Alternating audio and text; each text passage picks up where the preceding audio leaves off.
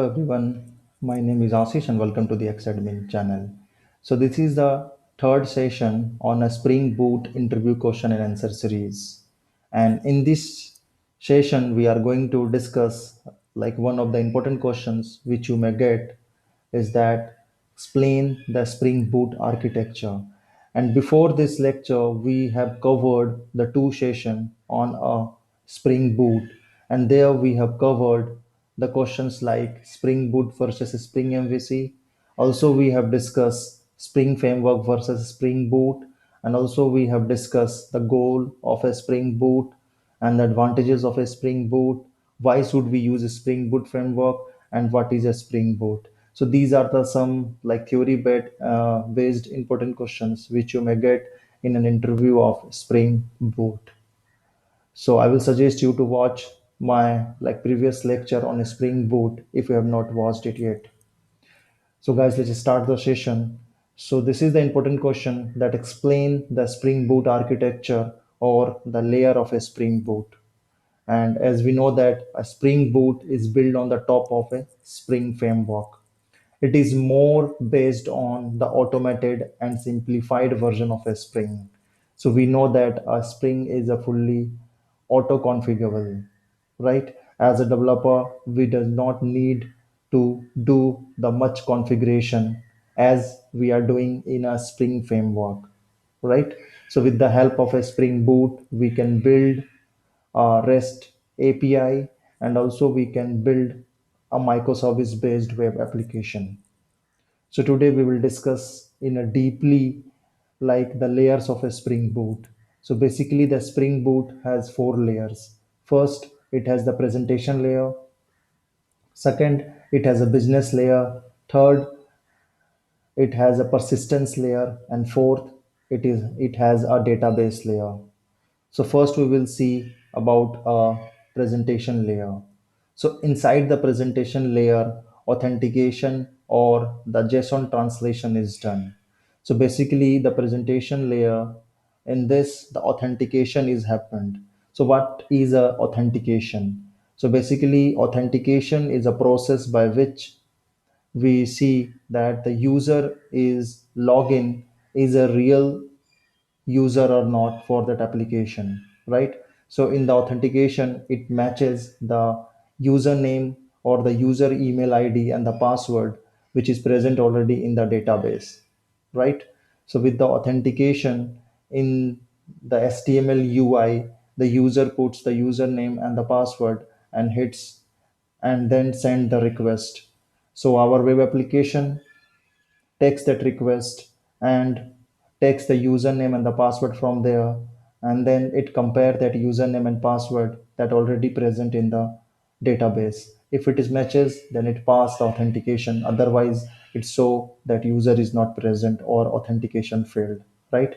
So these type of authentication is done in the presentation layer, and the presentation layer also convert the JSON data into the object.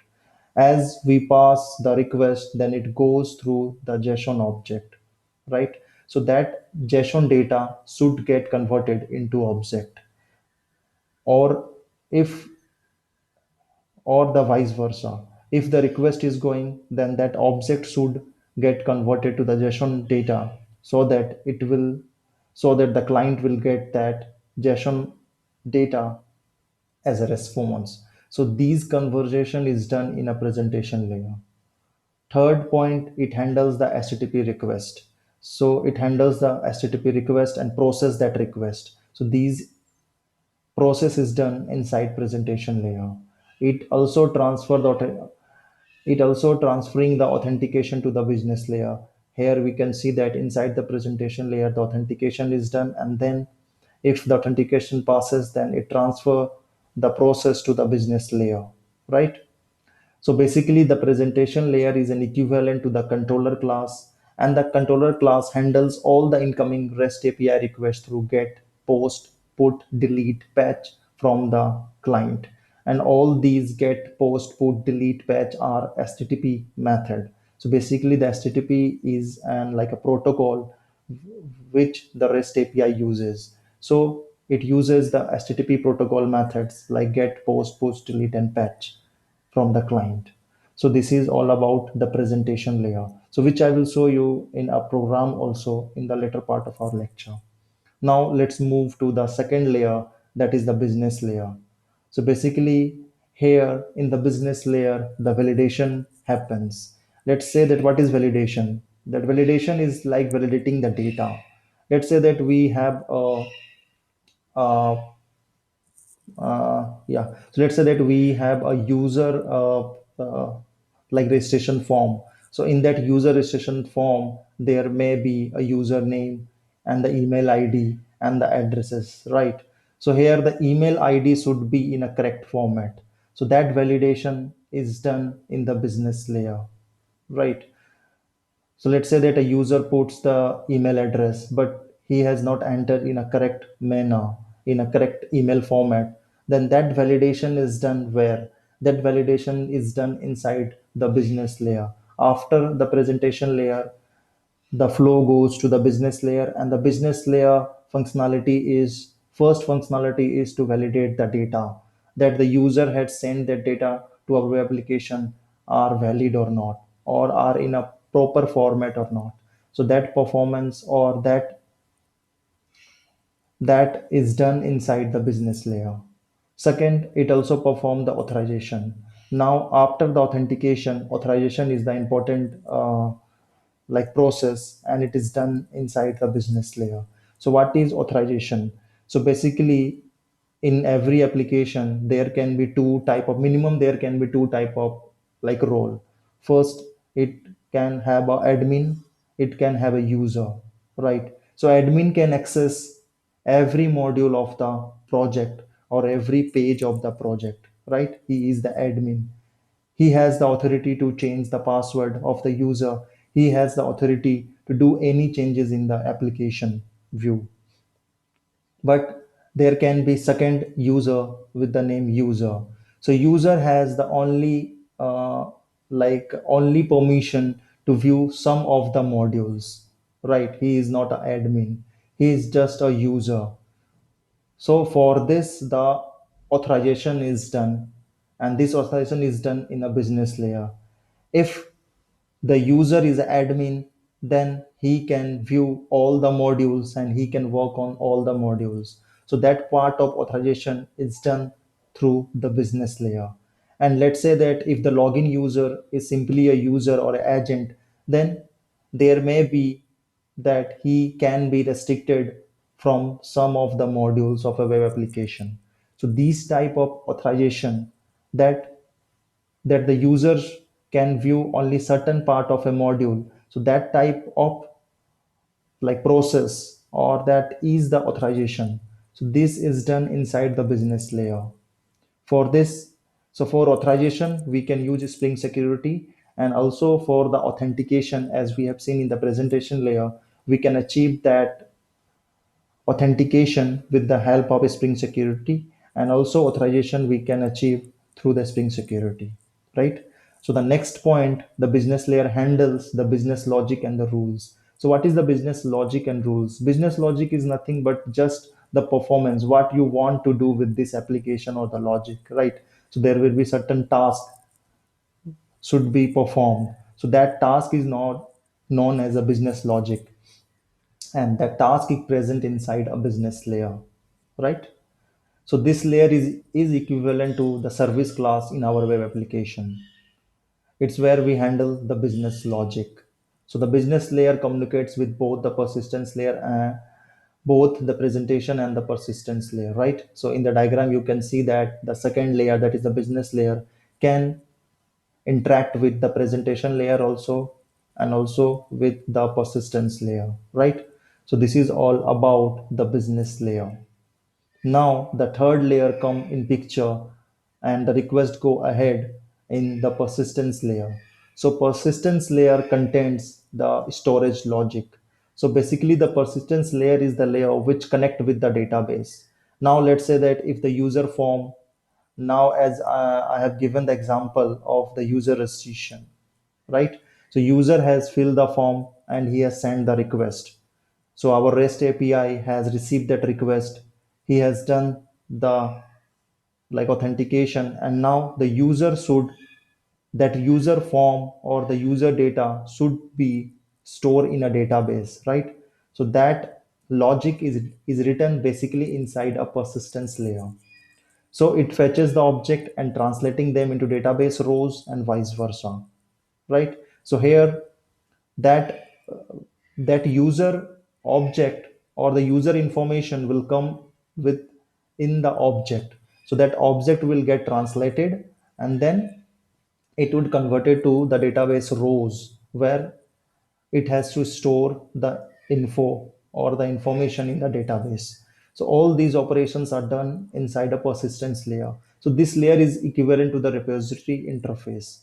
So I will show you in our like web application in a Spring Boot application that where is the like where is the repository layer, right?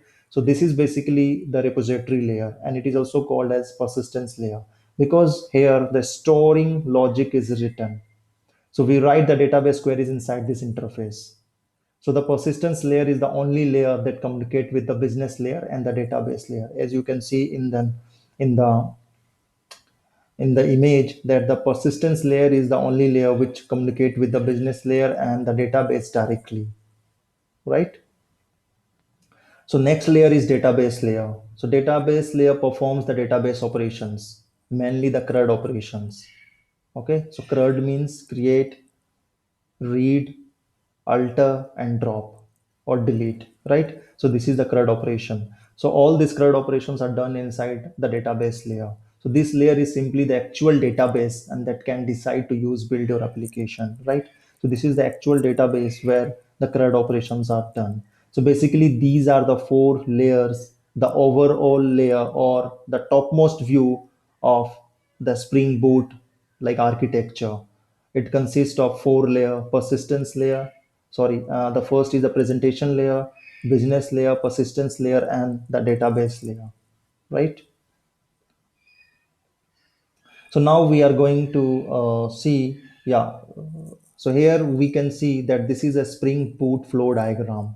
So here you can see in the top, we can see the repository interface. It is extending a CRUD service, and this block is client, and this is the controller, and this is service, and this is the model, and this is the database, right?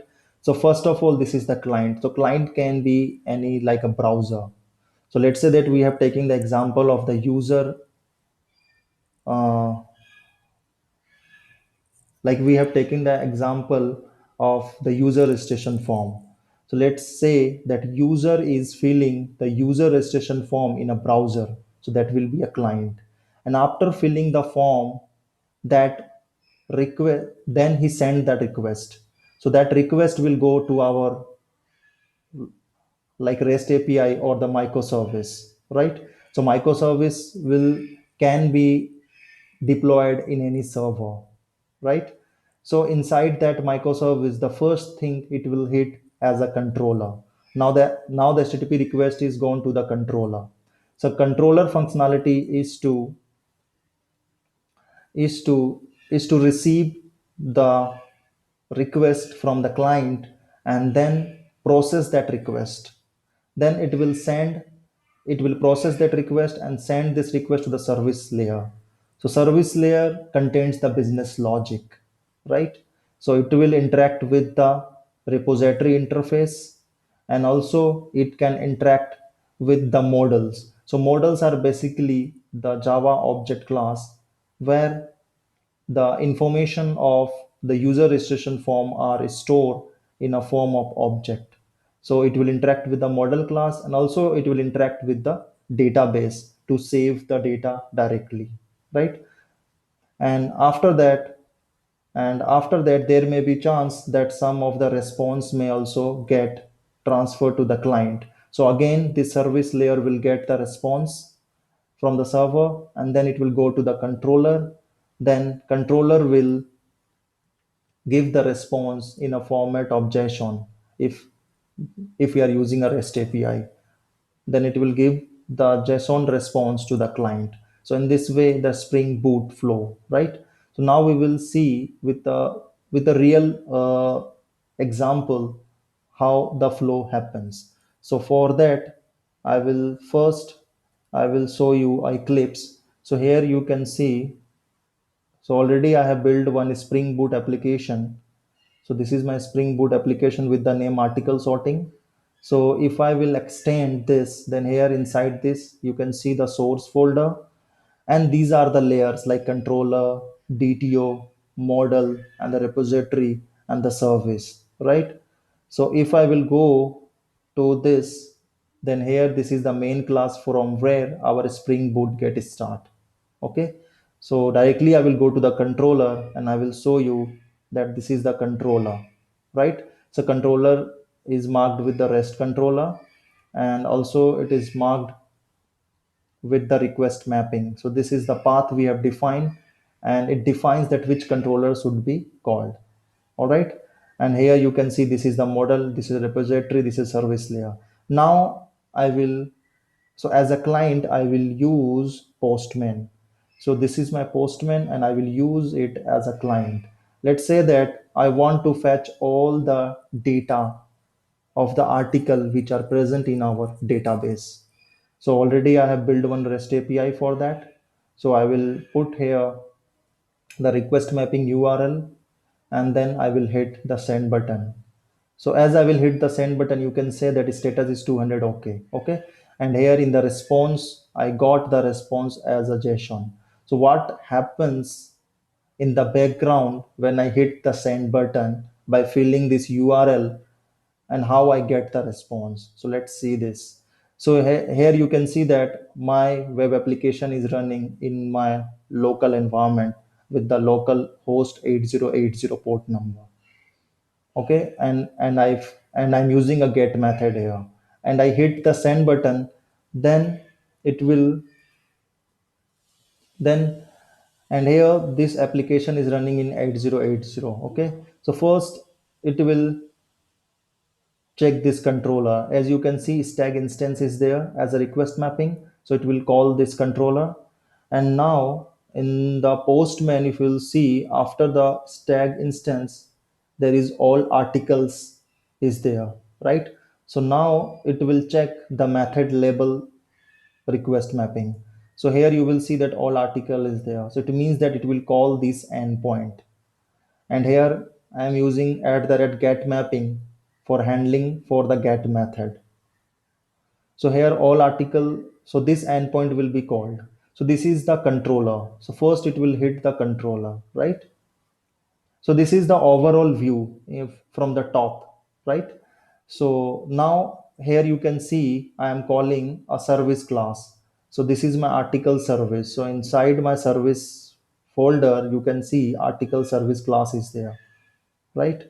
So inside my article service class, so so here I'm using the auto wire, so here I'm using the DI.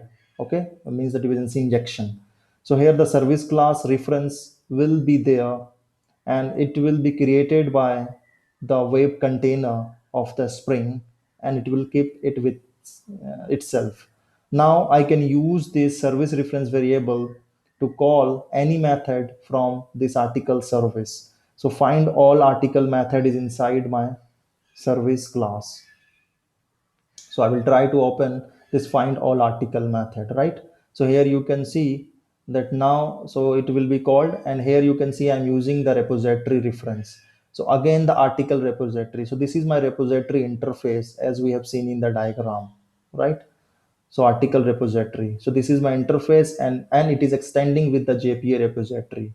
So basically a JPA repository is a module which contains inbuilt functions for the CRUD operations. Okay, so directly, so I have extended this, so it means that all the overridden, so all the methods has came inside this interface, article repository interface. Now with the service class, here you can see I have find all method.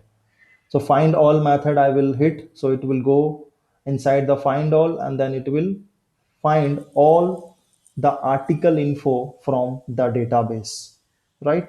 So this is the overflow, and now again it will take all the data from the database, and then it will return back to my controller here, and then again I am doing return all article, and this is in the form of list I am returning. So this list will go to my Postman, and here it will get display. right? So this is the response in a form of JSON we are getting. So now, here I will show you mm, the application, the properties file, and here I have used the MySQL database driver information, right, which you have to define inside application properties file, right? So this is the overflow. So this is the overview of the like a Spring Boot flow. So first it will hit the controller, as in the diagram you can see. First it will hit, so this is my like Postman as a client I am using. So first it will hit the controller, right? So in the controller it will hit, and then it will search for the endpoint. So in the request mapping I'm using all articles, so it will hit this endpoint, and after this endpoint it will hit the service layer, right? In the diagram you can see it will hit the service layer, and now the service layer will be communicate with the model to store the information, right? And then also the service layer will be interact with the repository interface. So this is my repository, article repository.